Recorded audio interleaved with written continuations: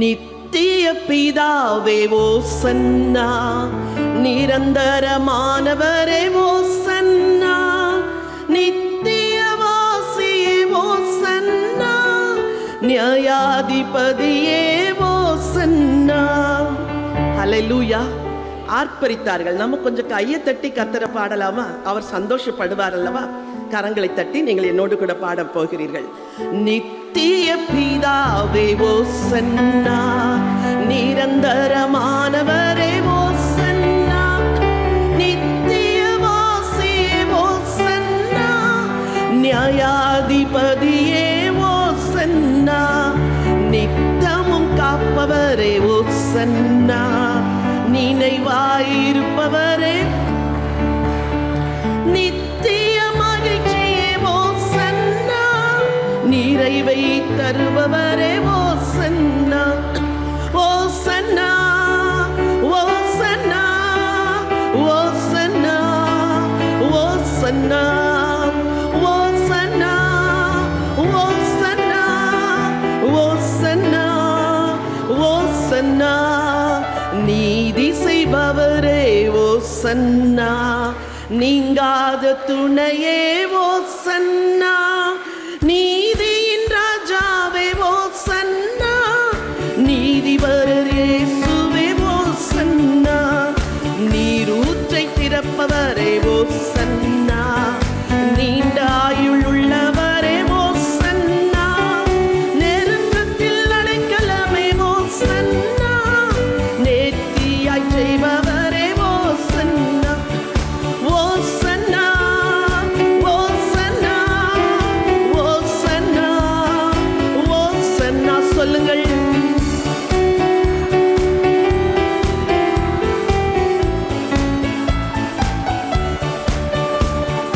நேசத்தின் பிறப்பிடமே ஓசன்னா, நேசர் இயேசுவே ஓசன்னா, நோய்கள் சுமந்தவரே, நோக்கி பார்ப்பவரே ஓசன்னா, பலவீனம் ஏற்றவரே ஓசன்னா, பயப்படத்தக்கவரே ஓசன்னா, பரலோக ஆண்டவரே, பரலோகம் சென்றவரே ஓசன்னா, ஓசன்னா, ஓசன்னா, ஓசன்னா, ஓசன்னா, ஓசன். உங்கள் குருத்தோலைகளை உயர்த்தி சொல்லலாமா? ஓசன்னா, ஓசன்னா, ஓசன்னா, ஓசன்னா, ஓசன்னா, ஓசன்னா, ஓசன்னா. எல்லாரும் குருத்தோலைகளை உயர்த்தி ராஜாதி ராஜை உயர்த்தி ஓசன்னா, ஓசன்னா, ஓசன்னா, ஓசன்னா, ஓசன்னா, ஓசன்னா, ஓசன்னா, ஓசன்னா, ஓசன்னா, ஓசன்னா. ஹல்லேலூயா. கர்த்தருக்கு சித்தமானால் அடுத்த ஆண்டு ஓசன்னா பவனியில இந்த பாடலை பாடி பவனி வாருங்கள். கர்த்தருடைய நாமம் உயரட்டும். இந்த காலை வேளையிலே உங்களோடு கூட பகிர்ந்து கொள்ளும்படியாய் வேதத்திலிருந்து ஒரு வசனத்தை எடுத்து நான் வாசிக்க விரும்புகின்றேன். மத்தேயு எழுதின சுவிசேஷம் 21வது அதிகாரம்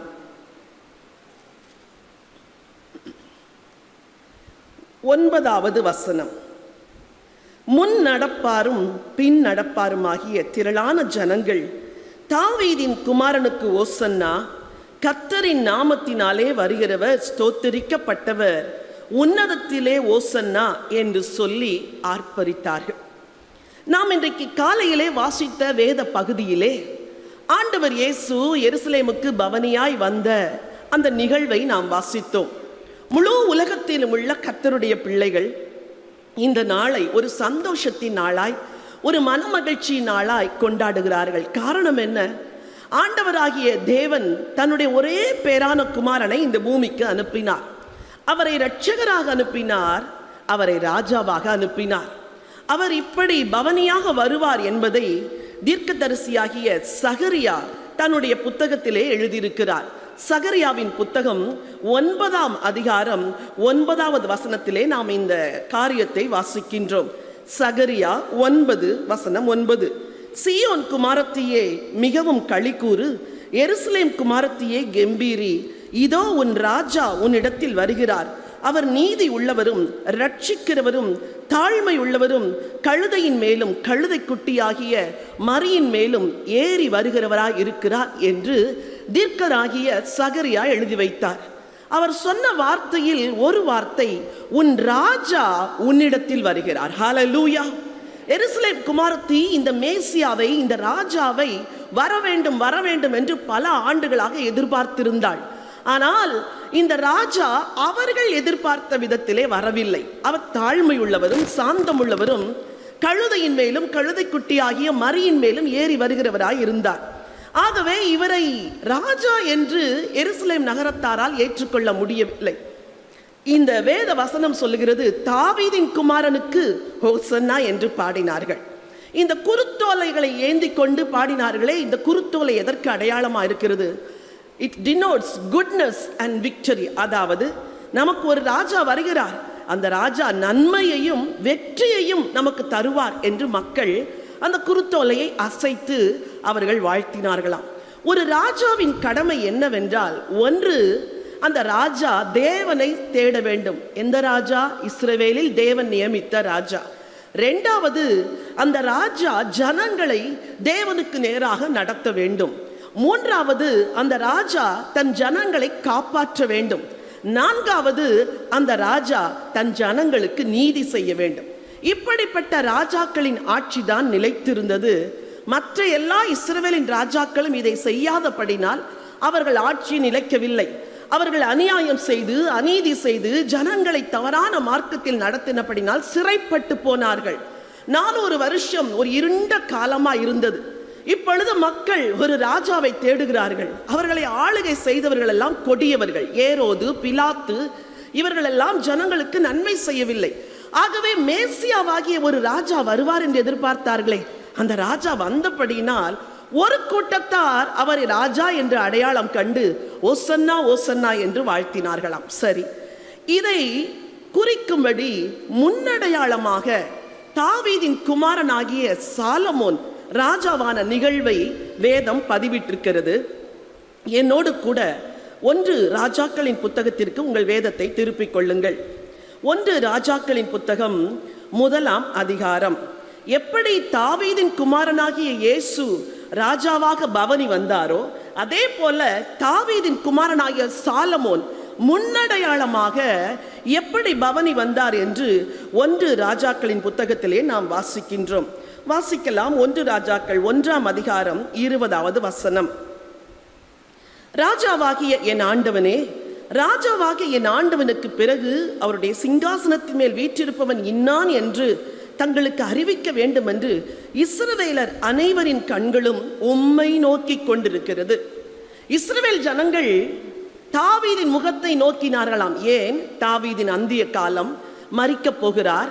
இப்பொழுது இந்த ராஜா மரித்து விட்டால் நம்ம யார் ஆளுகை செய்வார் என்று மக்கள் எல்லாரும் தாவீதின் முகத்தை நோக்கி கொண்டிருந்தார்களாம். இஸ்ரவேலர் யார் முகத்தை நோக்கினார்கள்? தேவனுடைய முகத்தை நோக்கினார்கள். இந்த சாலமோன், அவன் காலமெல்லாம் சமாதானமாக இருந்தது என்று வேதத்திலே வாசிக்கிறோமே. இவர் இயேசுவுக்கு பல காரியங்களில் முன்னடையாளமானவர். அடுத்த ராஜா வர வேண்டும் என்று ஜனங்கள் ஏங்கி இருந்த பொழுது சாலமோன், தாவீதின் குமாரனாகிய சாலமோன் ராஜாவானார். புதிய ஏற்பாட்டில் தாவீதின் குமாரனாகிய இயேசு ராஜாவானார். 1 ராஜாக்கள் 1:33வது வசனத்திலே, அவர்கள் ராஜாவுக்கு முன்பாக பிரவேசித்த போது ராஜா அவர்களை நோக்கி, நீங்கள் உங்கள் ஆண்டவனுடைய சேவகரை கூட்டிக் கொண்டு என் குமாரனாகிய சாலமோனை என் கோவேறு கழுதையின் மேல் ஏற்றி அவனை கீகோனுக்கு அழைத்து கொண்டு போங்கள் என்று சொல்லுகிறார். அந்நாட்களில் கழுதைகளை யார் வைத்திருப்பார்கள் என்றால் செல்வந்தர்கள் வைத்திருப்பார்கள். வேதம் முழுவதிலும் கோவேறு கழுதைகளை வைத்திருந்தவர்கள் பணம் படைத்தவர்கள், ஐஸ்வர்யவான்கள். அதே போல ராஜாக்கள் கழுதைகளை வைத்திருப்பார்கள். அதிலும் முக்கியமாய் ராஜாக்கள் கோவேறு கழுதைகளை ஏறி வருவது வழக்கம். இங்கே ஆண்டவர் இயேசு, நீங்கள் போய் அந்த கழுதை குட்டியை அவிழ்த்து கொண்டு வாருங்கள் என்று சொன்னாரே, இதற்கு எதற்கு அடையாளம்? அவர் ராஜாதான் என்பதற்கு அடையாளம். சரி, சாலமோனை கோவேறு கழுதையின் மேல் ஏற்றும்படி தாவீது சொன்னார்.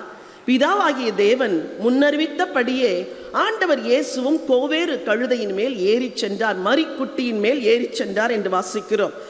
அந்த 1 ராஜாக்கள் 1:34 அங்கே ஆசாரியனாகிய சாதோக்கும் தீர்க்கதரிசியாகிய நாத்தானும் அவனை இஸ்ரவேலின் மேல் ராஜாவாக அபிஷேகம் பண்ண கடவர்கள். பின்பு எக்காளம் ஊதி ராஜாவாகிய சாலமோன் வாழ்க என்று வாழ்த்துங்கள் என்று சொல்லுகிறார். தாவீது கட்டளை கொடுக்கிறார், என் குமாரனாகிய சாலமோனை அபிஷேகம் பண்ணுங்கள், அபிஷேகம் பண்ணி அவரை ராஜா என்று அங்கீகரித்து அவரை வாழ்த்துங்கள் என்று சொன்னார். புதிய ஏற்பாட்டிலும் அப்படி ஒரு சம்பவம் நடந்தது. ஆண்டவர் இயேசுவை எருசலேமிலே யாரும் அபிஷேகம் பண்ணவில்லை. ஆனால் அந்த கடைசி வாரத்திலே பெண் ஒருத்தி தைல குப்பியை எடுத்துக்கொண்டு வந்து உடைத்து அவர் சிரசின் மேல் ஊற்றினார். அது எதற்கு அடையாளமாயிருக்கிறது? அவர் ராஜாதான் என்று சொல்லுவதற்கு அடையாளம். நன்றாய் பாருங்கள், பழைய ஏற்பாட்டு காலத்தில் சாலமோனை அபிஷேகம் பண்ணினது ஒரு ஆசாரியன்.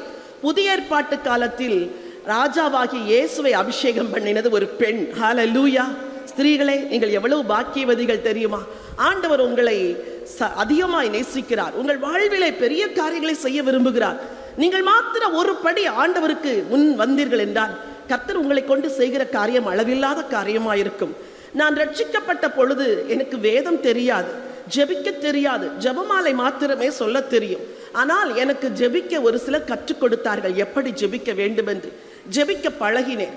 என் ஆரம்ப நாட்களில் என் நேரங்கள் எல்லாம் ஜெபத்தில் தான் செலவழிந்தது.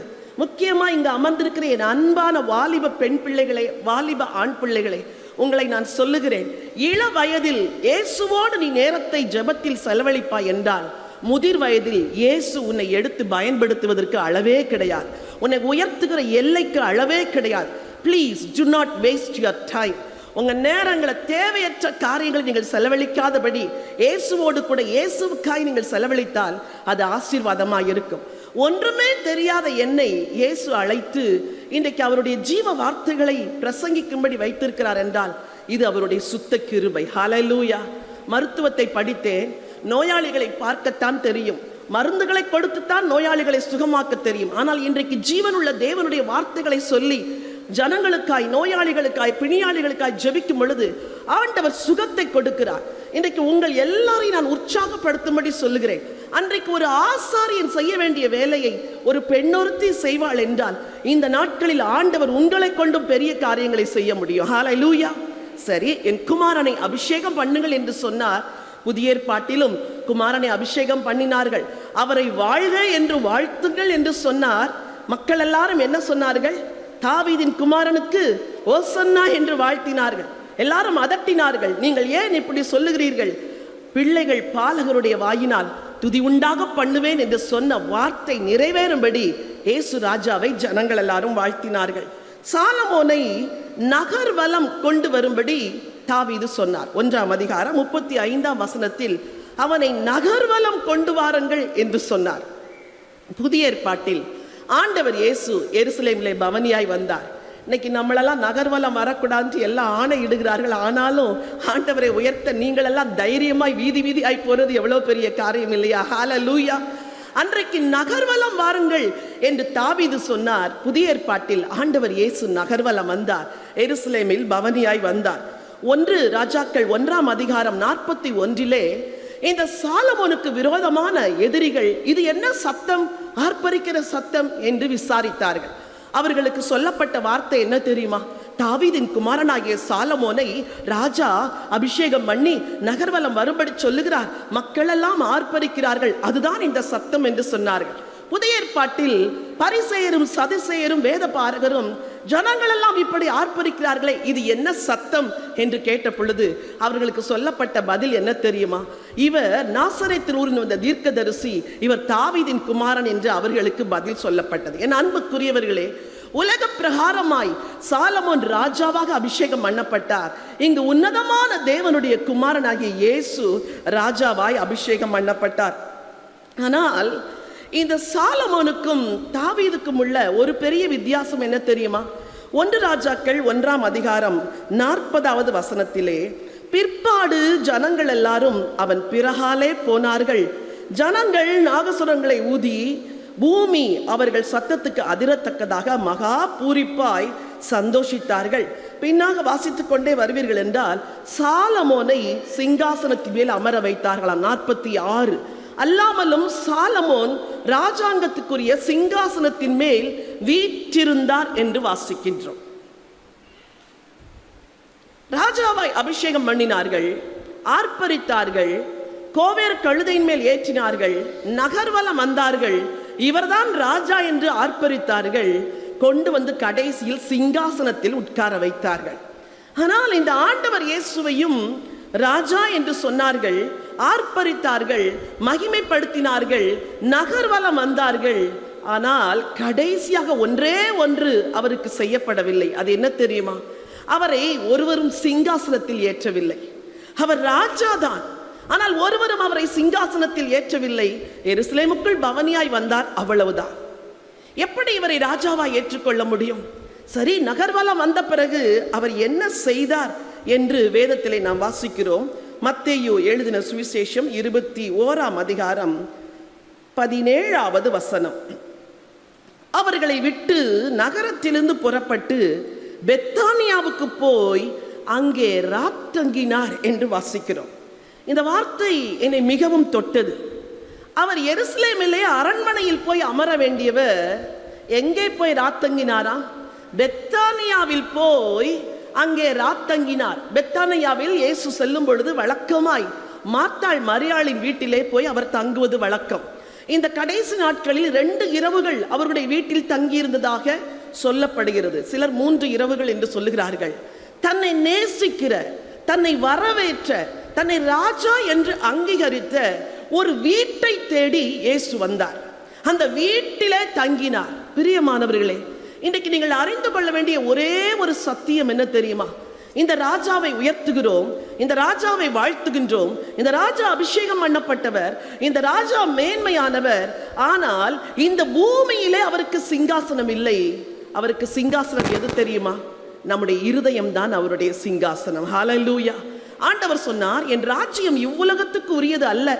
என் ராஜ்யம் இவ்வுலகத்துக்கு உரியதா இருந்தால் என் ஊழியக்காரர்கள் போராடி இருப்பார்கள். என் ராஜ்யம் இங்க இல்ல, என் ராஜ்யம் அங்க. Unseen kingdom. அவருடைய ராஜ்யம் மறைவான ராஜ்யம். சொல்லுங்கள், அவருடைய ராஜ்யம் என்ன ராஜ்யம்? மறைவான ராஜ்யம். ஒரு வசனத்தை வாசிக்க விரும்புகிறேன். இன்றைக்கு இவரை ராஜா என்று கொண்டாடிய நீங்கள் இந்த ராஜாவுக்கு ஒரு சிங்காசனத்தை கொடுத்தே ஆக வேண்டும். அந்த சிங்காசனம் எங்கே இருக்கிறது என்று லூக்கா எழுதின சுவிசேஷம் 17ஆம் அதிகாரம் அழகாய் சொல்லுகிறது. லூக்கா 17:20-21. தேவனுடைய ராஜ்யம் எப்பொழுது வரும் என்று பரிசேயர் அவரிடத்தில் கேட்ட பொழுது அவர்களுக்கு அவர் பிரதியுத்தரமாக, தேவனுடைய ராஜ்யம் பிரத்யட்சமாய் வராது. இதோ இங்கே என்றும் அதோ அங்கே என்றும் சொல்லப்படுவதற்கும் ஏதுவிராது. இதோ தேவனுடைய ராஜ்யம் உங்களுக்குள் இருக்கிறதே என்றார். ஹல்லேலூயா. இந்த ராஜாவுடைய ராஜ்யம் எருசலேமில் அல்ல, இருதயத்திற்குள். இன்றைக்கு இயேசு ராஜா உங்கள் இருதயத்திற்குள் இருப்பார் என்றால் உங்கள் இருதயமே அவருடைய சிங்காசனமாய் மாறும். உங்கள் இருதயமே அவருடைய ராஜ்யமாய் மாறிவிடும். வெளிப்படுத்தின விசேஷம் 3ஆம் அதிகாரம் 20வது வசனத்திலே, இதோ வாசற்படியில் நின்று கதவை தட்டுகிறேன். ஒருவன் என் சத்தத்தை கேட்டு கதவை திறந்தால் நான் அவனிடத்தில் வந்து அவனோடு போஜனம் பண்ணுவேன் என்று ஆண்டவர் சொன்னார். இன்றைக்கு உங்கள் எல்லாருக்கும் ஒரு பரிசோதனை செய்ய விரும்புகிறேன். இயேசு ராஜா உங்கள் இருதயத்தில் இருக்கிறாரா? இயேசு ராஜா கனத்திற்குரிய சிங்காசனத்தில் உங்கள் இருதயத்தில் வீற்றிருக்கிறாரா? இந்த இயேசு ராஜா உங்கள் வாசற் கதவை தட்டும் பொழுது என்றாவது ஒரு நாள் அவருக்கு இருதயத்தை திறந்தீர்களா? இல்லை என்றால் இந்த ஆராதனை முடிந்து போவதற்கு முன்பதாக, இயேசு ராஜா, உம்முடைய ராஜ்யம் இவ்வுலகத்துக்கு உரியது அல்ல, உம்முடைய அரண்மனையும் இவ்வுலகத்திற்கு உரியது அல்ல, உம்முடைய ராஜ்யம் மறைவான ராஜ்யம், உம்முடைய ராஜ்யம் என் இருதயத்தில் வரும் என்று சொன்னீரே, உங்களுக்குள் இருக்கிறது என்று சொன்னீரே, இந்த ராஜாவை என் இருதயத்தில் ஏற்று சொல்லுகிறேன் என்று நீங்கள் ஒரு தீர்மானம் எடுத்து கடந்து செல்ல வேண்டும். ராஜா எங்கேயோ ராஜ்யம் அங்கே. ஹல்லேலூயா. இயேசு ராஜா உங்கள் இருதயத்தில் இருப்பார் என்றால் ராஜ்யம் உங்களுக்குள் இருக்கிறது. ஆண்டவர் பெத்தானியாவிற்கு சென்று ராத்தங்கினார். எங்கே தங்கினார்? மார்த்தாள் மரியாள் வீட்டிலே. 2வது, இந்த ராஜாவின் ராஜ்யம் எங்கே இருக்க வேண்டும் தெரியுமா? உங்கள் இல்லத்தில் இருக்க வேண்டும். உங்கள் இல்லம் அவருடைய ராஜ்யமாய் மாற வேண்டும். உங்கள் இல்லத்தில் அவருக்கு சிங்காசனம் இட வேண்டும். என் ஆரம்ப நாட்களில் என் ஜப அறையில் எப்பொழுதும் ஒரு நாற்காலியை போட்டு வைத்திருப்பேன். அந்த நாற்காலியில் உட்கார மாட்டேன். போனவுடன் நேரடியாக இந்த நாற்காலிக்கு முன்பதாக முழங்கால் படியிடுவேன். ஆண்டவரே, என் வீட்டில் உங்களுக்கு இதுதான்ப்பா சிங்காசனம். எப்பெல்லாம் நான் மனம் உடைகிறேனோ, ஆசையாய் தேவனை தேட வேண்டும் என்று தேடுகிறேனோ, ஓடி போய் அந்த நாற்காலியின் முன்பு முழங்கால் படியிட்டு, நீர் என் வீட்டில் இருக்கிறீர் ராஜா. என் வீட்டார் யாரும் இன்னும் உம்மை ஏற்றுக்கொள்ளவில்லை, ஆனால் எனக்கு நிச்சயம் தெரியும் என் வீட்டில் நீர் ஆளுகை செய்கிறவராய் இருக்கிறீர் என்று நான் அறிந்திருக்கிறேன். ஆகவே என் வீட்டை நீ நிச்சயமாய் ரட்சிப்பீர் என்று ஆண்டவரிடத்தில் நான் பலமுறை ஜெபித்திருக்கிறேன். இயேசு ராஜா உங்கள் உள்ளத்திற்குள் வசிக்க விரும்புகிறார். ஒரு பாடலை பாட விரும்புகின்றேன். ஹல்லேலூயா. இன்றைக்கு 2 இடங்களில் இயேசு தங்க விரும்புகிறார். வாலிப மகளே, இன்றைக்கு நீ ஆலயத்திலிருந்து திரும்ப போகும் பொழுது இந்த இயேசு ராஜாவுக்கு உன் இருதயத்தில் ஒரு சிங்காசனத்தை கொடுத்து, நீர் இனிமேல் என்னை ஆளுகை செய்ய வேண்டும் என்று சொல்லி கடந்து செல்ல வேண்டும். வாலிப மகனே, இந்த இயேசுவுக்கு உன் இருதயத்தில் ஒரு சிங்காசனத்தை கொடுத்து, நீர் என்னை ஆள வேண்டும் என்று சொல்லி கடந்து செல்ல வேண்டும். C major. என் மனராஜ்யத்தில் என்றும் அரசாளுகின்ற ராஜாதி ராஜாவுக்கு ஸ்தோத்திரம். இயேசு மகாராஜாவுக்கு ஸ்தோத்திரம். என் மனராஜ்யத்தில் என்றும் அரசாளுகின்ற ராஜாதி ராஜாவுக்கு ஸ்தோத்திரம். இயேசு மகாராஜாவுக்கு ஸ்தோத்திரம். இயேசு மகாராஜாவுக்கு ஸ்தோத்திரம். பாடுங்கள். என் மனராஜ்யத்தில் என்றும் அரசாளுகின்ற ராஜாதி ராஜாவுக்கு ஸ்தோத்திரம். இயேசு மகாராஜாவுக்கு ஸ்தோத்திரம். இயேசு மகாராஜாவுக்கு ஸ்தோத்திரம். ஹல்லேலூயா. எருசலேமுக்கு ராஜாவாய் பவனி போனார்.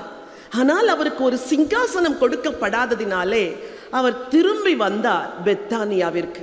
அந்த வீட்டார் அவரை ஏற்றுக்கொண்டார்கள். அந்த வீட்டார் அவரை உபசரித்தார்கள்.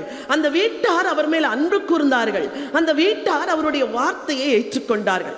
இன்றைக்கு உங்கள் இருதயத்திலும் உங்கள் உள்ளத்திலும் உங்கள் இல்லத்திலும் வர விரும்புகிற ஆண்டவர் 5 காரியங்களை எதிர்பார்க்கிறார். ராஜா உங்கள் வீட்டில் இருப்பார் என்றால் நீங்கள் என்ன செய்ய வேண்டும் என்பதை அதே மத்தேயு எழுதின சுவிசேஷம் 21ஆம் அதிகாரத்தில் ஆண்டவர் அழகாய் எழுதி வைத்திருக்கின்றார். மத்தேயு 21:13 வசனத்தை நான் வாசிக்க விரும்புகின்றேன்.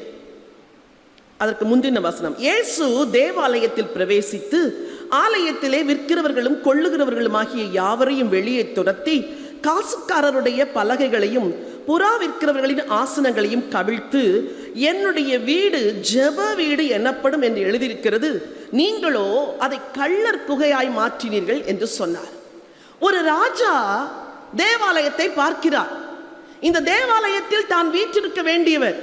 இந்த தேவாலயம் ஜெப வீடாய் இருக்க வேண்டியது. ஆனால் அது கள்ளர் குகையாய் மாறி இருந்தது. அங்க நடந்ததெல்லாம் பிசினஸ். அங்கே பலி செலுத்த மக்கள் வரும் பொழுது தூர பட்டணத்திலிருந்து வருவார்கள் என்றால் ஆடு மாடுகளை கொண்டு வர முடியாது. அவர்கள் காசுகளை கொண்டு வந்து அங்கே காசுகளை கொடுத்து புறாக்களை வாங்குவார்கள். அந்த வியாபாரம் ஆண்டவருக்கு பலி செலுத்தும்படியாய்த்தான் அது நடக்க வேண்டும். ஆனால் அங்கே இருந்த காசுக்காரர்கள், மணி சேஞ்சர்ஸ், அதை வியாபாரமாக்கி விட்டார்கள். இன்றைக்கு உங்களை பார்த்து கேட்கிறேன், ஸ்பிரிச்சுவாலிட்டி அல்லது ஆவிக்குரிய தன்மை உங்கள் வீடுகளில் இருக்கிறதா? உங்கள் வீடு ஜெப வீடா இருக்கிறதா? நம்முடைய வீட்டிலே குடும்ப ஜெபங்கள் நடக்கிறதா? அந்த ராஜா அமர்ந்திருக்கிறார் என்றால் அவருக்கு முக்கியத்துவம் கொடுக்க வேண்டும் தானே? உலகத்திலே ஆண்டவருடைய உடன்படிக்கை பெட்டி உருவாக்கப்பட்ட நாளில் இருந்து அது ஆசரிப்பு கூடாரத்தில் தான் இருந்தது. அதன் பிறகு தேவாலயம் கட்டப்பட்ட பிறகு உடன்படிக்கை பெட்டியில் இருந்த தேவ பிரசன்னம் தேவாலயத்தில் இருந்தது. ஆனால் இடையிலே ஒரே ஒரு இடத்தில் ஒரு மனுஷனுடைய வீட்டிலே அந்த உடன்படிக்கை பெட்டி இருந்தது. அந்த மனுஷனுடைய பெயர் ஓபேத் ஏதோம் என்பவர். அந்த ஓபேத் ஏதோம் வீட்டிலே உடன்படிக்கை பெட்டி இருந்த பொழுது நான் எப்பொழுதுமே கற்பனை செய்து பார்ப்பேன். இந்த ஓபேத் ஏதோம் எவ்வளவு பயந்திருப்பார் தெரியுமா? ஊசா பெட்டியை தொட்டி விட்டார், ஆகவே அங்கு சாவு வந்துவிட்டது. என் வீட்டில் இந்த பரிசுத்தமான தேவனுக்கு விரோதமாய் எந்த பாவ செயலும் இருக்கக்கூடாது என்று தன் வீட்டையே ஒரு ஆலயமாய் மாற்றியிருப்பார். என் அன்புக்குரியவர்களே, இயேசுவை ராஜா என்று வாழ்த்தி பவனி வந்தீர்கள். இன்றைக்கு இந்த ராஜா உங்கள் வீட்டில் இருப்பார் என்றால் இந்த ராஜாவை முதலாவது நீங்கள் வீட்டிற்குள் அழைக்க வேண்டும். குடும்பத்தின் தலைவர்களாக இருக்கிற உங்கள் ஒவ்வொருவரையும் பார்த்து கைகூப்பி கேட்கிறேன், இன்றைக்கு இந்த ராஜாவை அழைத்து கொண்டு செல்லுங்கள். வாரும் ஐயா, நீர்தான் என் வீட்டில் ராஜாவாய் ஆளுகை செய்ய வேண்டும். எனக்கு ஞானத்தை நீர் தர வேண்டும், எனக்கு விவேகத்தை நீர் தர வேண்டும். என் வீட்டில் என் பிள்ளைகளெல்லாம் உம்மை சேவிக்க வேண்டும். ஒரு ஓபேத் ஏதோம் போல என் வீட்டை நான் பரிசுத்தப்படுத்துவேன். ஒரு ஓபேத் ஏதோம் போல என் வீட்டை ஒரு ஜெப வீடாய் மாற்றுவேன் என்று நீங்கள் தீர்மானிக்க வேண்டும். ஸ்திரீகளே, உங்கள் வீடு ஒரு ஜெப வீடாய் மாற வேண்டும். ஒருவேளை உங்கள் கணவர் ஜெபத்திற்கு முக்கியத்துவம் கொடுக்க முடியாத ஒரு சூழ்நிலை இருப்பார்கள் என்றால் நீங்கள் தான் உங்கள் பிள்ளைகளை அழைத்து குடும்பத்தில் ஒரு ஆசாரியனை போல இருந்து உங்கள் வீட்டை ஜெப வீடாய் மாற்ற வேண்டும். வசனம் சொல்லுகிறது, காசுக்காரர்களின் புறாவிற்கர்களின் சாட்டையினால் விரட்டி அடித்தாராம். இந்த நாளிலே நீங்கள் எதை தீர்மானிக்க வேண்டும் தெரியுமா? தேவனுக்கு ஏது அல்லாத எல்லாவற்றையும் வெளியேற்ற வேண்டும். வாலிப பிள்ளைகளே, உங்கள் மொபைல் போனிலே எதையெல்லாம் டவுன்லோட் பண்ணி வைத்திருக்கிறீர்களோ தேவனுக்கு ஏற்புடையது அல்லாத எல்லாவற்றையும் இன்றைக்கு நீங்கள் டெலீட் பண்ணியே ஆக வேண்டும். ஆண்டவர் உன்னை நேசிக்கிறார் மகனே, ஆண்டவர் உன்னை நேசிக்கிறார் மகளே. உன் வாழ்க்கையிலே ராஜாவாய் ஆளுகை செய்ய விரும்புவார் என்றால் காசுக்காரர்கள் வெளியே போக வேண்டும், புறா விற்கிறவர்கள் வெளியே போக வேண்டும், அசுத்தங்கள் வெளியே போக வேண்டும். வீடு ஒரு ஜெப வீடாய் மாற வேண்டும். நான் முதலாவது சொன்னேன், உங்கள் வீடு ஒரு ஜெப வீடாய் மாற வேண்டும் என்று. அதே அதிகாரம் 16வது வசனம் அழகாய் சொல்லுகிறது. மத்தேயு 21:16, அவரை நோக்கி, இவர்கள் சொல்லுகிறதை கேட்கிறீரோ என்றார்கள். அதற்கு இயேசு, ஆம் கேட்கிறேன். குழந்தைகளுடைய வாயினாலும் பாலகருடைய வாயினாலும் துதி உண்டாகும்படி செய்தீர் என்பதை நீங்கள் ஒரு காலம் வாசிக்கவில்லையா? இந்த ராஜா எதை விரும்புகிறார்? துதியை விரும்புகிறார். ஒருவேளை உங்கள் பெண்ணுக்கு திருமணம் செய்து அவள் கணவர் வீட்டுக்கு போய் முதல் முறையாக உங்கள் வீட்டிற்கு வருகிறாள் என்றால் என்னெல்லாம் விருந்து செய்வீங்கல்ல? ஊரில் இருக்கிற பறக்கிறவைகள் நடக்கிறவைகள் எல்லாம் அன்னைக்கு டைனிங் டேபிளில் வந்துடும். ஏன்னா மருமகனுக்கு இது பிடிக்கும் அப்படின்னு விசேஷமான எல்லாவற்றையும் நீங்கள் செய்வீர்கள் அல்லவா?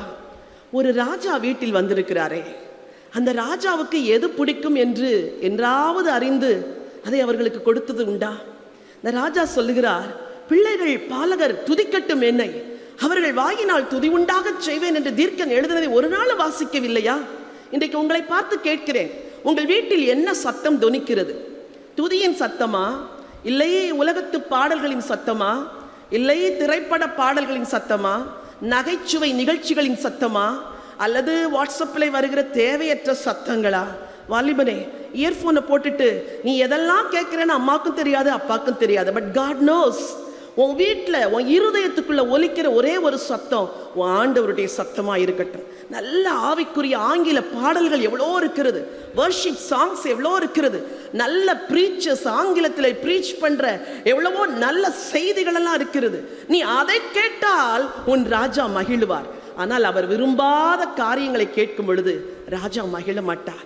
உங்கள் வீட்டிலே சமாதானத்தின் சத்தம் இருக்கிறதா, அன்பின் சத்தம் இருக்கிறதா, இல்லை சண்டையின் சத்தம் அலங்கோலங்களின் சத்தம் இருக்கிறதா? இன்னைக்கு ஒரு தீர்மானம் எடுங்கள். ராஜா, நீர் என் வீட்டில் வாசம் செய்யும் பொழுது என் வீட்டில் துதியின் சத்தம் உண்டாக வேண்டும், என் வீட்டில் ஆண்டவரை உயர்த்தும் சத்தம் உண்டாக வேண்டும் என்று தீர்மானிங்கள். குழந்தைகள் சிறு பிள்ளைகளாக இருக்கும் பொழுது அவருடைய இருதயம் இருக்கிறதே, அது ஒரு நல்ல நிலம் போல இருக்கும். அந்த நிலத்திலே எதை விதைக்கிறீர்களோ அதுதான் கடைசி வரைக்கும் நிலைத்திருக்கும். சின்ன பிள்ளையா இருக்கும்போது எங்க டீச்சர் ஒரு பாட்டு சொல்லி கொடுத்தாங்க. இயேசு என்னை கைவிட மாட்டார், இயேசு என்னை கைவிட மாட்டார், கடும் புயல் வரினும் பெருங்காற்று வீசினும் அவர் என்னை கைவிட மாட்டார். ஆண்டவர் அறியவே இல்லை. ஆண்டவர் தெரியாத நாள்ல இருதய பலகையில ஒரு பாட்டு எழுதப்பட்டதே, அந்த பாட்டு தான் ரட்சிக்கப்பட்ட பிறகு என்னை பல வேளைகளில் பலப்படுத்தியது. பிள்ளைகள் 3 வயசு இருக்கும் பொழுதே பிள்ளைகளுக்குள் வசனத்தை விதையுங்கள், ஆவிக்குரிய பாடல்களை விதையுங்கள். உங்கள் வாலிப பிள்ளைகள் 13 வயதிற்கு வருவதற்கு முன்பதாகவே வேதத்தை படிக்க வேண்டும், ஜெபிக்க வேண்டும் என்ற ஒழுங்குக்குள் பிள்ளைகளை கொண்டு வாருங்கள். படிச்சாதான் சாப்பாடு என்ற ஒரு கட்டுப்பாட்டுக்குள் கொண்டு வாருங்கள். 13 இயர்ஸ் வரைக்கும் இதை நீங்க செஞ்சுட்டீங்கன்னா அதுக்கு பிறகு காட் டேக் ஓவர் பண்ணிடுவார். உங்க வீடு ஒரு துதியின் வீடா இருக்கட்டும். நல்ல பாடல்களை நான் கேட்கும் பொழுதெல்லாம், புது பாடல்களை கேட்கும் பொழுது உடனே அதை என் மகனுக்கு அனுப்புவேன். மகனே, இந்த புது பாடல் மிக நன்றாயிருக்கிறது, நீ கேட்க வேண்டும் என்று. அவனும் அதை கேட்டுவிட்டு சொல்லுவான், நான் எங்காவது இந்த பாடலை பாடுகிறேன் அம்மா என்று. இதை போல ஆவிக்குரிய காரியங்களுக்கு உங்கள் வீட்டில் உரையாடல் இருக்க வேண்டும், முக்கியத்துவம் இருக்க வேண்டும். பாடத்தையே பற்றி பேசிட்டு இருக்க கூடாது. ஹிந்தி படிச்சியா, சயின்ஸ் படிச்சியா, காமர்ஸ் படிச்சியா, எழுதுனியா, ஹோம்ஒர்க் பண்ணியா, ரெக்கார்ட் சப்மிட் பண்ணியா, இதெல்லாம் உலக வாழ்வுக்கு வேண்டும். ஆனால் பரலோக ராஜா வீட்டில் வாசம் பண்ணுகிறாரே, அவர் என்ன எதிர்பார்க்கிறார் என்பதை நம்முடைய பிள்ளைகள் கை கொள்ளும்படி நீங்கள் அவர்களுக்கு கற்பிக்க வேண்டிய ஒரு காலத்தில் வந்திருக்கிறீர்கள். ஹல்லேலூயா. விசுவாசிக்கிறீங்களா? நம்ம வீடு தான் ராஜாவின் ராஜ்யம். சரி, மூன்றாவதாக நான் ஏற்கனவே சொன்னேன், காசுக்காரர்களையும் புறா விற்கிறவர்களையும் துரத்தினார் என்று. இன்னைக்கு உங்களுக்கு ஒரு அசைன்மெண்ட். வீட்டுக்கு போன உடனே உங்க வீட்டை சுற்றி பாருங்க. தேவனுக்கு அல்லாத என்னென்ன இருக்குதோ எல்லாத்தையும் தூக்கி இன்னைக்கு வெளியே போடுங்க. உலக மக்கள் பொங்கலுக்கு முன்னாடி ஒரு நாள் வச்சிருப்பாங்கல்ல, அதுக்கு பேர் ஏதோ ஒரு பேர்.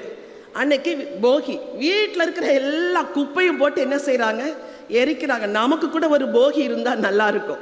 தேவையில்லாத புத்தகங்கள், தேவையில்லாத காரியங்கள், தேவையில்லாத வாக்குவாதங்கள், தேவையில்லாத அசுத்தங்கள், தேவையில்லாத உறவுகள், தேவையில்லாத நட்புகள், அப்புறம் ஆண்டவருக்கு பிடித்தமில்லாத நேர்மையற்ற வழியில் வந்த பொருட்கள், பணங்கள், இதெல்லாம் நம்ம வீட்டில் இருக்கக்கூடாது. நம் வீட்டை ஆண்டவர் சுத்திகரிக்க விரும்புகிறார். எல்லாவற்றையும் வெளியேற்ற தீர்மானியுங்கள். உங்கள் வீடு ஒரு பரிசுத்தமான வீடா இருந்தால் ராஜா அங்கே வாசம் பண்ணுவார். நீங்க கேட்கலாம், என்னால விட முடியலம்மா, நான் கோபப்படக்கூடாதுன்னு நினைக்கிறேன், ஆனா எனக்கு கோபம் வருது, என்னால இப்படி பேசாம இருக்க முடியல நினைக்கிறேன், என் வியாபாரத்துல சுத்தமா தான் இருக்கணும்னு விரும்புறேன், ஆனா முடியல. ஒரு நாள் ஒரு வியாபாரி ஒரு நாள் சொன்னார், அம்மா இந்த கலப்படெல்லாம் செய்யலைன்னா பிழைக்க முடியுங்களா அப்படின்னாரு. நான் சொன்னேன், கலப்படம் செஞ்சுதான் பிழைப்பீங்கன்னு பைபிள் இருக்குதா? மனுஷன் அப்பத்தினால் மாத்திரம் அல்ல, கர்த்தருடைய வாயிலிருந்து புறப்படுகிற ஒவ்வொரு வார்த்தையினாலும் பிழைப்பான் என்று சொல்லியிருக்கிறதே. கலப்படம் செஞ்சாதான் பிழைக்க முடியும் நினைக்காதீங்க. கர்த்தருடைய பிள்ளையாகி நீங்க உண்மையா இருந்து பாருங்கள், உங்களை உயர்த்துவார் என்று. அவர் அந்த வார்த்தைக்கு கீழ்ப்படிந்தார். அதற்கு முந்தின வருஷத்துல வந்த லாபத்தை விட அந்த வருஷம் அவருடைய லாபம் அதிகமாக இருந்தது. ஹல்லேலூயா. தேவ பிள்ளைகளே, கர்த்தருக்கு பயந்து உங்கள் வியாபாரத்திலும் தொழிலிலும் நேர்மையா இருங்கள். நேர்மையற்ற காரியங்களை வீட்டை விட்டு விலக்குங்கள். சரி, நான்காவது, ஆண்டவர் இந்த நாட்களிலே தன்னுடைய சீஷர்களுக்கு பேசிக்கொண்டே வருகிறார். அதில் ஒரு ஓமை 21ஆம் அதிகாரம் 31வது வசனம். 21:31வது வசனம். இவ்விரு பேரில் எவன் தகப்பனுடைய சித்தத்தின்படி செய்தவன் என்று கேட்டார். அதற்கு அவர்கள் மூத்தவன் தான் என்றார்கள். அப்பொழுது இயேசு அவர்களை நோக்கி, ஆயக்காரரும் வேசிகளும் உங்களுக்கு முன்னே தேவனுடைய ராஜ்யத்தில் பிரவேசிக்கிறார்கள் என்று உங்களுக்கு சொல்லுகிறேன் என்று சொல்லிவிட்டு தொடருகிறார். வசனம் சொல்லுது, இதெல்லாம் இந்த ஓசனா பவனிக்கு அடுத்த நாளிலே நடக்கிற நிகழ்வுகள், உரையாடல்கள். இந்த 2 பேர்ல யாரு தேவ சித்தத்தின்படி செய்தவன்? இந்த ஓசன்னா பவனி பிறகு அந்த பரிசுத்த வாரத்தில் முக்கியமான காரியங்களை ஆண்டவர் தன்னுடைய பிள்ளைகளுக்கு சொல்லிக் கொடுத்தார். அதில் ஒன்று, நீங்கள் தேவ சித்தத்தை செய்ய வேண்டும். இந்த 2 பேரில் எவன் தேவனுடைய சித்தத்தை செய்யவன்? ஆண்டவருடைய பிள்ளைகளை இந்த நாட்களில் நம்முடைய குடும்பத்தில் பிரச்சனை ஏன் தெரியுமா? ஆண்டவர் சித்தமில்லாத காரியங்களை தெரிந்து கொள்ளுதலினால் உண்டான பிரச்சனை. ஆலயத்துக்கு வர வேண்டும், ஆண்டவருடைய சித்தமா இல்லையா? என்ன பேச மாட்டேங்கிறீங்க? ஆமா, ஆலயத்துல வந்து தேவனை தொழுது கொள்வது ஆண்டவருடைய சித்தம். அன்னைக்கு தான் ரொம்ப வேலை இருக்குன்னு வெளியே போனா அது தேவ சித்தம் கிடையாது. அப்போ ஒவ்வொரு காரியத்திலும் what is God's will, how to know God's will. நான் எப்பொழுதுமே தேவ சித்தத்துக்காய் வைராக்கியமா இருக்கிறவள். வேதத்தை வாசிக்கும் பொழுது தேவ சித்தத்தை பேசுவார். மனதிலே ஒரு சமாதானம் இருக்கும், இல்லை என்றால் சமாதான குறைச்சல் இருக்கும். சமாதானம் இருந்தால் தேவ சித்தம், சமாதான குறைச்சல் இருந்தால் தேவ சித்தம் இல்லை. இதை போல சூழ்நிலைகளில் சில வேளைகளில் ஆண்டவர் வழியை திறப்பார், சில வேளைகளில் வழியை அடைப்பார். ஆண்டவர் வழியை அடைத்தால் கொஞ்சம் மௌனமா இருக்க வேண்டும். இல்ல இல்ல இல்ல நான் போவேன் என்று போகக்கூடாது. இங்கே ஆண்டவர் சொல்லுகிறார், உங்கள் குடும்பம் அங்கே இயேசு ராஜாவாய் வீற்றிருப்பார் என்றால் அந்த ராஜாவின் சத்தம் கேட்டு சித்தம் செய்கிற குடும்பமாய் உங்கள் குடும்பம் இருக்க வேண்டும். ஹல்லேலூயா. உங்கள் வீடு ஜெப வீடா இருக்க வேண்டும். உங்கள் வீடு துதியின் வீடா இருக்க வேண்டும். உங்கள் வீட்டை அவரே பரிசுத்தப்படுத்துவார். கேளுங்கள், என் பிள்ளையை பரிசுத்தப்படுத்தும், என் மகளை பரிசுத்தப்படுத்தும். சிலருக்கு சிந்தனையில் விடுதலையே இல்லை. ஐயோ, நான் எவ்வளவு நினைத்தாலும் என்னை மேற்கொள்ள முடியவில்லையே. உன்னால் முடியாது மகனே, உன்னால் முடியாது மகளே, சகோதரி, உங்களால் முடியாது. இந்த ஆண்டவரிடத்தில் வாருங்கள், உங்களை தாழ்த்துங்கள். அன்றைக்கு காசுக்காரர்களையும் புறாவிற்கிறவன் வெளியே துரத்தினீரே, என் சிந்தனையில் பிசாசு கொண்டு வந்து போட்ட எல்லா அசுத்தங்களையும் வெளியே துரத்தும் ஆண்டவரே என்று சொன்னால், இந்த ராஜா சிந்தைக்குள் வந்த சத்துருவை வெளியே துரத்தி உங்களுக்கு ஜெயத்தை கொடுப்பார். ஹல்லேலூயா. கடைசியாய் ஆண்டவர் சொன்ன ஒரு ஓமையிலே 21ஆம் அதிகாரம் 42-43 இயேசு அவர்களை நோக்கி, வீடு கட்டுகிறவர்கள் ஆகாதென்று தள்ளின கல்லே மூளைக்கு தலைக்கல் ஆயிற்று, அது கர்த்தராலே ஆயிற்று, அது நம்முடைய கண்களுக்கு ஆச்சரியமாய் இருக்கிறது என்று நீங்கள் வேதத்தில் ஒரு கால் வாசிக்கவில்லையா? ஆகையால் தேவனுடைய ராஜ்யம் உங்களிடத்திலிருந்து நீக்கப்பட்டு அதற்கேற்ற கனிகளை தருகிற ஜனங்களுக்கு கொடுக்கப்படும். இந்த ராஜாவை அவர்கள் ஏற்றுக்கொள்ளாததினால் புறவினத்து மக்களாகிய நாம் ஏற்றுக்கொள்ளும்படி ஆண்டவர் நமக்கு தயவு செய்தார். உங்கள் வீடு இந்த வசனத்தின்படி ஒரு கனி தருகிற வீடாக இருக்க வேண்டும். உங்கள் வீட்டில் ஆவியின் கனி விளங்க வேண்டும், அன்பு விளங்க வேண்டும், சந்தோஷம் விளங்க வேண்டும், சமாதானம் விளங்க வேண்டும், சமாதானத்தை காத்துக்கொள்ள வேண்டும். எதை இழந்தாலும் பரவாயில்லை, நீங்கள் சமாதானத்தை இழக்கக்கூடாது. சண்டை போடுறது சில சமயம் ரொம்ப இன்பமாக இருக்கும் தெரியுமா? ஒருத்தர் பேச, இன்னொருத்தர் பேச, ஒருத்தர் பேச. ஏன்னா பாவம் எப்போவுமே இன்பம் இல்லை. சில பெண்களுக்கு ஆத்திரம் தீர கணவனை திட்டி முடிச்சாதான் மனசே எப்படி மாறும், சமாதானமாக இருக்கும். ஆனால் அதுக்கு பிறகு ஒரு மாதம் அவர் பேசாமல் இருக்கிறாரே, வீட்டில் சாப்பிடாமல் இருக்கிறாரே, அது நல்லா இருக்குதா? டைனிங் டேபிளில் நீங்கள் ராத்திரி சாப்பாடு வச்சிங்கன்னா மறுநாள் காலையில் வரைக்கும் அந்த குழம்பு சாதம்லாம் அப்படி இருக்குது, அது நல்லா இருக்குதா? பேச மாட்டேங்கிறாருன்னு அழுறீங்களே, அது நல்லா இருக்குதா? சகோதரனை, உங்களுக்கும் அப்படித்தான். ஒருவேளை ஆண்கள் குடும்பத்தின் தலைவர்களாக இருந்தாலும் கூட, அவர்களுக்கு தலைமைத்துவ பொறுப்பை தேவன் கொடுத்திருந்தாலும் கூட, சில இடங்களிலே நீங்கள் தாழ்ந்து வந்து மனைவியின் பலவீனங்களை புரிந்து கொண்டு விட்டு கொடுக்க வேண்டும். வாலிப பிள்ளைகளே, உங்கள் நிமித்தம் உங்கள் பெற்றோர் கண்ணீர் வடிக்கும்படி வீட்டில் உன் நிமித்தம் சமாதான குறைச்சல் வரக்கூடாது. இளவயதில் நான் எடுத்த தீர்மானங்களில் ஒன்று, என் நிமித்தம் என் தாய் தகப்பன் தலை குனியக்கூடாது. இது ரட்சிக்கப்படுறதுக்கு முன்னாடியே எடுத்த தீர்மானம். படிப்பில் எப்பவுமே first, 10th first, 12th first, school second mark வாங்க ஆண்டவர் உதவி செய்தார். மெரிட்டில் தான் மெடிக்கல் காலேஜுக்கு இடம் கிடைச்சிது. படிக்கும் பொழுது ஒரு வைராக்கியத்தோடு படித்தேன். என் படிப்பு நிமித்தம் என் பெற்றோர் தலை குனியக்கூடாது. என் வாழ்க்கை, என் மாரல் லைஃப் நிமித்தம் என் பெற்றோர் தலை குனியக்கூடாது. இன்றைக்கு வாலிப பிள்ளைகளே, நீங்கள் ஒரு தீர்மானத்தை எடுக்கணும். என் நிமித்தம் என் தகப்பன் தலை குனியக்கூடாது, என் தாய் தலையை குனியக்கூடாது. இந்த தீர்மானத்தை எடுப்பீங்கன்னா உங்கள் வீடு சமாதானமாக இருக்கும். இன்னைக்கு அம்மா இவ்வளோ காரியங்களை சொல்கிறாங்க, செய்வதற்கு மனம் இல்லை. இதனால் குடும்பத்தில் சமாதான குறைச்சல். ஆண்டவர் சொல்லுகிறார், கனிதரும் வீடாய் உங்கள் வீடு இருக்க வேண்டும். கர்த்தர் உங்களை எவ்வளவோ ஆசீர்வதித்திருக்கும் பொழுது உங்கள் சொந்த காரியங்களை மாத்திரமே பார்க்காதபடி ராஜாவுடைய ராஜ்யத்தை கட்டுகிற கனிதரும் குடும்பங்களாய், மிஷனரி ஊழியங்களையும் தாங்குகிற குடும்பங்களாய், உங்கள் பிள்ளைகளை, ஒரு பிள்ளையை கர்த்தருடைய ராஜ்யத்துக்கு அர்ப்பணிக்கிற குடும்பமாய், ஆண்டவருக்கு கனிதருகிற மக்களாய் இருப்பீர்கள் என்றால் உங்கள் வீடு ராஜாவின் ராஜ்யமாய் மாறிவிடும். ஹல்லேலூயா. ஆண்டவருடைய ராஜ்யம் பகிரங்கமான ராஜ்யம் அல்ல. மத்தேயு 13ஆம் அதிகாரத்தில் பரலோக ராஜ்யத்தை குறித்து ஆண்டவர் சில காரியங்களை ஓமையாய் சொல்லுகிறார். அதை மாத்திரம் சொல்லி உங்களுக்காய் நான் ஜெபிக்க விரும்புகிறேன். மத்தேயு எழுதின சுவிசேஷம் 13ஆம் அதிகாரத்தில் பரலோக ராஜ்யம் எப்படிப்பட்டது என்று ஆண்டவர் சில ஓமைகளை சொல்லுகிறார். அதில் முதல் ஓமை பரலோக ராஜ்யம் 24வது வசனம். பரலோக ராஜ்யம் நல்ல நிலத்தில் நல்ல விதையை விதைத்த மனுஷனுக்கு ஒப்பாயிருக்கிறது. விதை வெளியே தெரியுமா, உள்ளே தெரியுமா? உள்ள. அப்புறம் சொல்லுகிறார், ஆண்டவருடைய ராஜ்யம் புளித்த மாவை எடுத்து தன்னுடைய மாவிலே அடக்கி வைத்த ஒரு ஸ்திரீ செய்த காரியத்துக்கு ஒப்பா இருக்கிறது. அடக்கி வைத்தல் என்று சொல்லியிருக்கிறது. அடுத்து பரலோக ராஜ்யம் முத்துக்களை தேடுகிற ஒரு வியாபாரிக்கு ஒப்பா இருக்கிறது. முத்து கடல் தண்ணீரில் மிதக்காது, அது ஆழத்தில் இருக்கும். அதே போல பரலோக ராஜ்யம் நல்ல விதைக்கு ஒப்பா இருக்கிறது என்று சொல்லியிருக்கிறார். இந்த அதிகாரத்தை வீட்டில் போய் வாசித்து பாருங்கள். எல்லா ஓமையிலுமே பரலோக ராஜ்யம் என்பது மறைவாய் இருக்கக்கூடிய ஒரு காரியம். ஆண்டவருடைய ராஜ்யம் உலகமெல்லாம் பரவி இருக்கிறது. இந்திய தேசம் இயேசுவை அறியாத போது தோமா என்ற ஒரு தன்னுடைய சீஷனை ஆண்டவர் இங்கே அனுப்பி அந்த ராஜ்யம் நமக்குள் வரும்படி உதவி செய்தார். இன்றைக்கு அந்த ராஜ்யம் உங்கள் உள்ளத்திற்குள் வர வேண்டும், உங்கள் இல்லத்திற்குள் வர வேண்டும். மூன்றாவது, இந்த ராஜ்யத்தின் நற்செய்தியை எடுத்து செல்லுகிற மக்களாய் நீங்கள் மாற வேண்டும். யாரை எங்கு சந்தித்தாலும் நீங்கள் இந்த ராஜ்யத்தின் செய்தியை சொல்லாமல் இருக்கவே கூடாது. நான் பயணப்பட்டு வரும் பொழுது ட்ரெயினிலே ஒரு அருமையான மகள் எனக்கு எதிரே அமர்ந்திருந்தாள். அவளோடு பேச வேண்டிய சூழ்நிலையே இல்லை. ஒரு சிறு குழந்தையை வைத்திருந்தாள். ஆவியானவர் சொன்னார், அவளோடு கூட பேசு என்று. பேசினேன். அவளோடு பேசும்போது தன் உள்ளத்தில் உள்ள சில கேள்விகளை எல்லாம் கேட்டாள். அவள் ஒரு கத்தோலிக்க மார்க்கத்தை சேர்ந்த பெண். கடைசியிலே அவள் கேட்டால், கடவுள் ஏன் இப்படியெல்லாம் காரியங்களை அனுமதிக்கிறார்? என் குடும்பத்தில் என் சகோதரன் கேன்சரிலே மரித்து விட்டார், இந்த துக்கத்திலிருந்து நான் எழுப்பவே முடியவில்லை என்று சொன்னாள். என் இருதயம் உடைந்தது. 34 வயதுள்ள ஒரு வாலிபன் கேன்சரில் மரித்தான் என்றால் அந்த குடும்பம் எவ்வளவு உடைந்து போயிருக்கும்.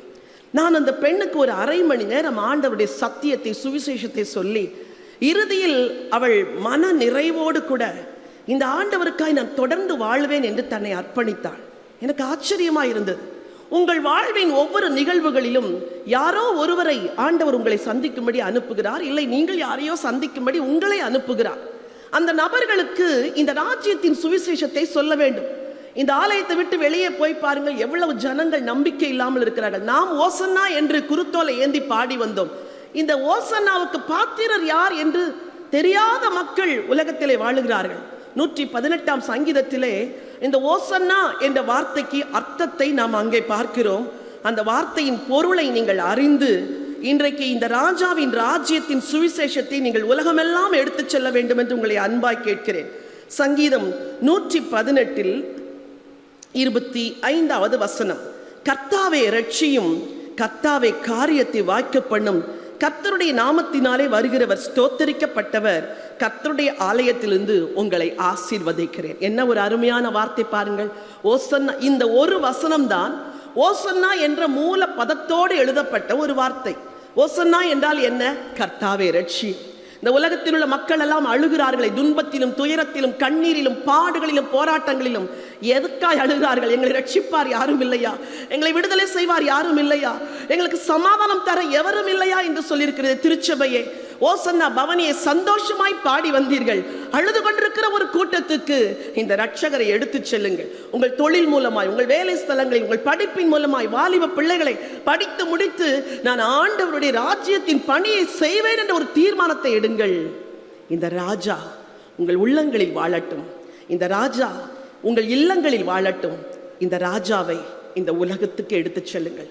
இந்த ஒரு தீர்மானத்திற்கு நம்மை அர்ப்பணம் செய்யலாம். இருக்கிற இடங்களிலே கண்களை மூடி தலைகளை தாழ்த்தி ஆண்டவரை நோக்கி பார்க்கலாமா? தகப்பனே, நாங்கள் உம்மை நன்றியோடு துதிக்கிறோம் அப்பா. இந்த முழு உலகமும் தங்களை ரட்சிப்பார் ஒருவரும் இல்லை என்று கதறிக்கொண்டிருந்த நாட்களில் உம்முடைய குமாரனாகிய இயேசுவை, ராஜாவாகிய இயேசுவை இந்த பூமிக்கு அனுப்பினீரே. தாழ்மை உள்ளவரும் சாந்தம் உள்ளவரும் கழுதையின் மேலும் கழுதை குட்டி ஆகிய மரியின் மேலும் ஏறி வந்தவருமான இந்த கிறிஸ்து எங்கள் உள்ளங்களில் வருவதற்கு ஆவல் உள்ளவராயிருக்கிறதற்காய் நன்றி. இந்த காலை ஆராதனையில் யார் யாரெல்லாம் இந்த ராஜா தங்கள் இருதயத்தில் வர வேண்டும் என்று விரும்புகிறார்களோ அவர்கள் இருதயத்திற்குள் நீர் வர வேண்டும் ராஜாவே.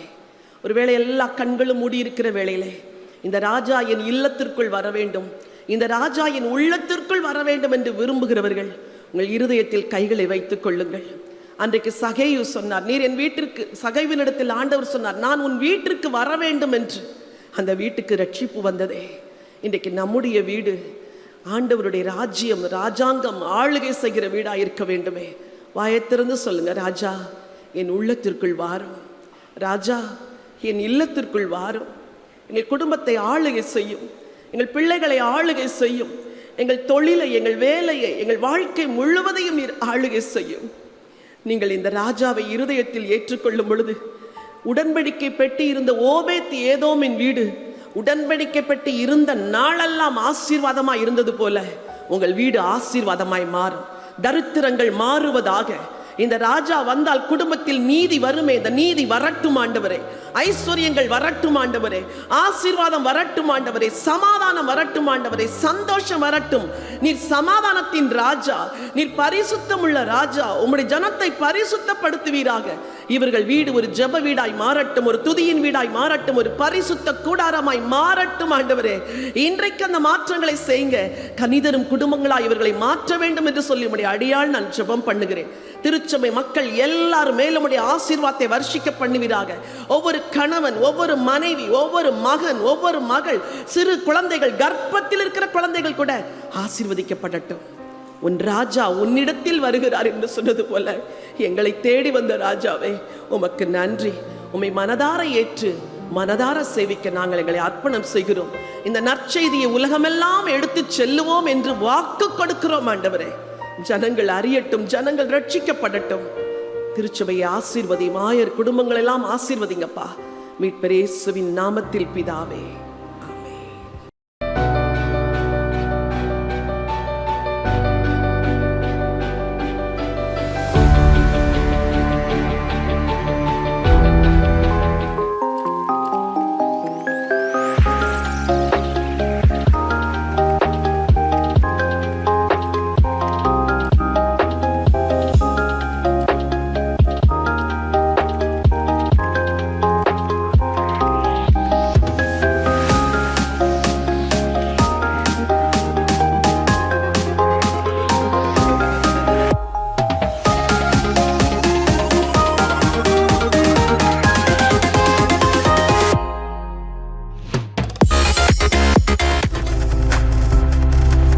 நீங்கள் பார்த்துக் கொண்டிருப்பது உங்கள் ஜாய் டிவி. உங்கள் துக்கம் சந்தோஷமாய் மாறும்.